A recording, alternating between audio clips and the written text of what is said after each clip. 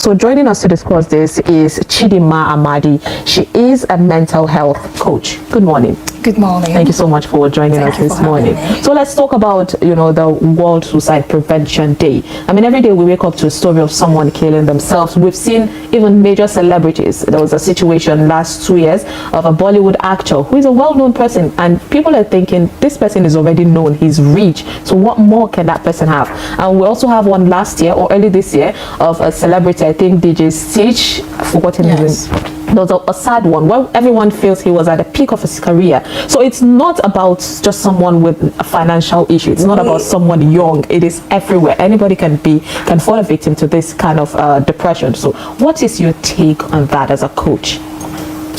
Okay, thank you for having me. I take suicide topics very, very seriously. I've been vulnerable enough to even share my own personal stories on social media platforms because I'm also a suicide survivor myself. And like you pointed out, it's usually not just about finance or people who are hungry and they just want to take their life because they don't know where the next meal is coming from. I'll just define three things quickly. Suicide is the act of harming oneself with the goal of, killing yourself, and the person actually ends up dying. And then there is suicide attempt, the act of harming oneself with the goal of killing oneself, but does not eventually die. And there is suicide ideation, where people just nurse the thoughts of suicide, suicide imaginations and all of that. So when it comes to suicide, there are a lot of factors that affect it, starting from psychotic disorders, like things like depression and all of that. There is environmental factors, there is substance use disorder and all of that. So everybody is vulnerable. Every gender, every ethnicity, every race, everybody is vulnerable to suicide. But the thing is, people are afraid to speak up because of the stigma. The stigmatization around suicide is very high. So there is this thing quickly that we usually use to determine or, help people understand the level of stigmatization with suicide. So if you're working in a place, for example, and you don't feel very well, you're probably having an anxiety panic, or you're depressed, you're really down, and you have to, call into work to say, oh, I'm not going to be here today. Do you say, oh, hi boss, I'm really depressed, or I'm suffering from this grief and it's giving me some panic attacks? Or are you going to lie and say, I have a really terrible headache, or I've been vomiting since morning? And so most people would, of course, lie, I have a headache, or say something.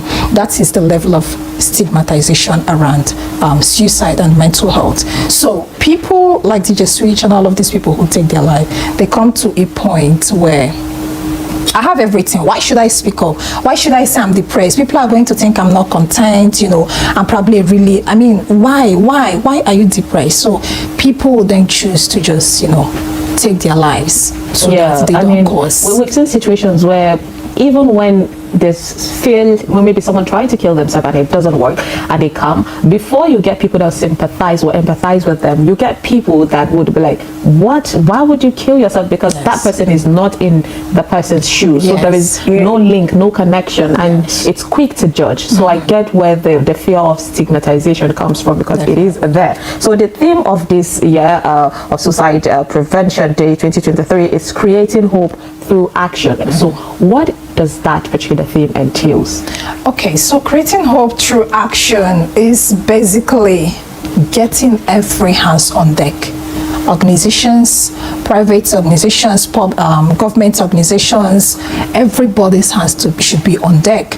Okay, now imagine that the ratio of therapies to people needing help in the European countries, the ratio is statistically said to be 1:100,000. In Nigeria, you cannot guess what it is. It is 1:1 million people. That is the ratio. That is how difficult it is to access therapy services in Nigeria. So then you can imagine how expensive it is. I know a couple therapist which charges 600,000 to do couple therapy for 3 months, and in that 3 months you meet her only once or twice a week. So it's really expensive. How many people are going to have this access? What can the government do about it? Go to a rehabilitation centers. You have people lying there chained.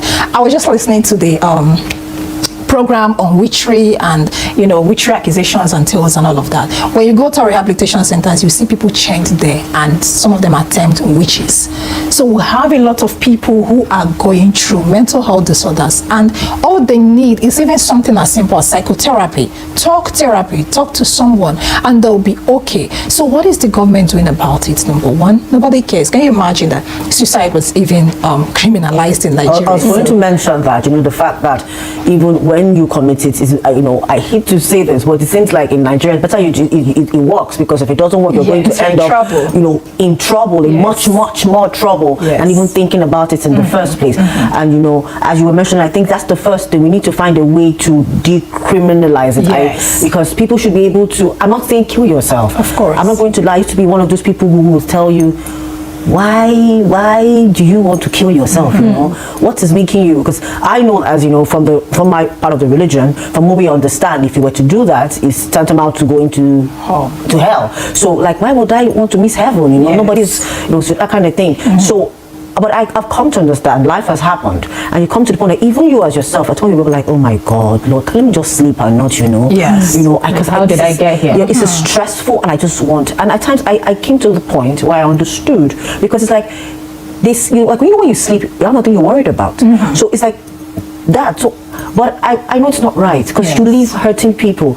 You leave maybe your parents, your spouse, and they're wondering, was I not enough? Questioning themselves. Yes.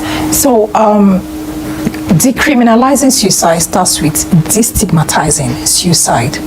So, and people are encouraged to speak up. Speak up. Say something. Like, if you feel like something is going wrong, say something. If you feel, look, we human beings have very strong resilience to life. Nobody wants to die. Everybody wants to live. We are happy to live. We are very happy with the life we're living. So we have very strong resilience. Now, when anybody crosses the threshold of that resilience, then you should know that something is wrong. I've had people call me on phone, and I've had somebody call me on phone, and the person is screaming and crying, like, I'm hearing voices in my head telling me to kill myself and all of that. It has happened, these hallucinations, and they make people act out, and then we call it in my language, we term them obanchi. When I was in secondary school, when I dived into the area of mental health industry, I started thinking back, and a lot of things from the past really hurt me, like things I would took for granted. People who needed help but didn't even know what they were going through. So in secondary school, I had this girl who jumped down from the second floor. She was going for death, and then when she landed, she didn't die. She was so angry, she was enraged, like, why am I still alive? And then she ended up, her two legs were damaged. I think she later on got to walk, and there were other people like that now when I think back, I'm like, these people just needed help, but we term them like people who had spiritual problems and all of that. So I think all hands should be on deck. Government should make provisions. There should be provisions for mental health. The mental health budgeting or whatever should be taken seriously in Nigeria. And then workplaces too, like personally in my organization, we're working towards providing mental health workforce training for organizations, so that workforces can take the mental health of their employees, even you as an employer, seriously, because this will help to also increase capital, because 1 trillion per year is lost globally due to mental health work stress, people taking leaves, presenteeism, absenteeism, and all that. So basically, all hands on deck. Like, we should stop doing peripheral work. Organizations who are into mental health should stop doing peripheral work. We should go into the rural areas. We cannot just be doing peripheral work and then we say we're talking mental health, and the common man don't even know what is mental health. Yes, that there's a need for sensitization on that part. I mean, we've seen a lot of situations where people don't even really believe, especially in this part of the world, people don't even really believe in counseling or therapy. And when you mention, I'm going to see my therapist, say, sure, situations